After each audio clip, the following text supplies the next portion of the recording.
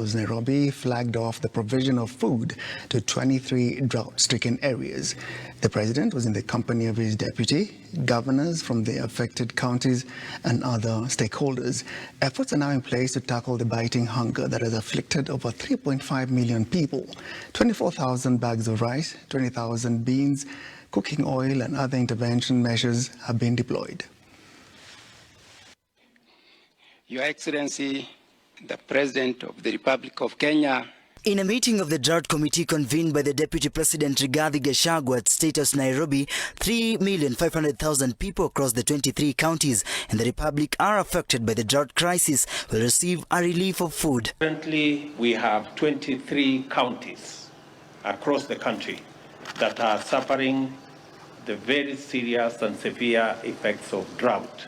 With a high recent number of loss of lives and livestock in the areas across the country due to lack of food and resources, President William Ruto stated a strategic plan to curb the biting hunger. I have asked the Deputy President to, on a weekly basis, make these consultations possible so that we can monitor as government the steps that are required for us to ensure that no Kenyan dies of hunger. That you want transparency in the distribution of relief food.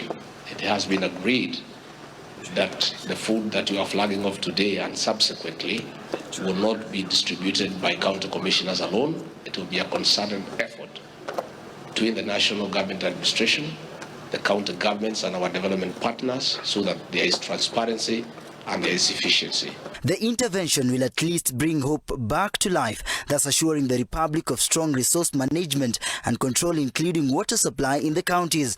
Work with the counties so that they can favorably consider adjustments of the various interventions that are required to make it much more easy for Kenyans to deal with the current situation. In addition, the county government will work hand in hand with the national government to enable efficient budgetary allocation that will structure the country's performance with the help of the Treasury. If they have to slow down some of their projects and programs so that we can take care of this situation. The same thing we are doing at the national government. We expect county governments to adjust their budget so that there can be available additional resources to take care of the drought situation in the country.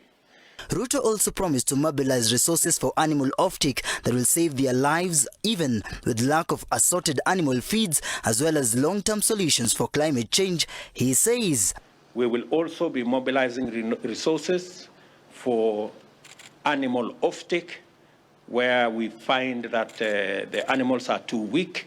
We are going to work with Kenya Meat Commission to make sure that there is an offtake program that will facilitate citizens not to be stuck with livestock when they do not have pasture. In safeguarding the lives of citizens during and after the crisis, the chairperson of the Kenya Ports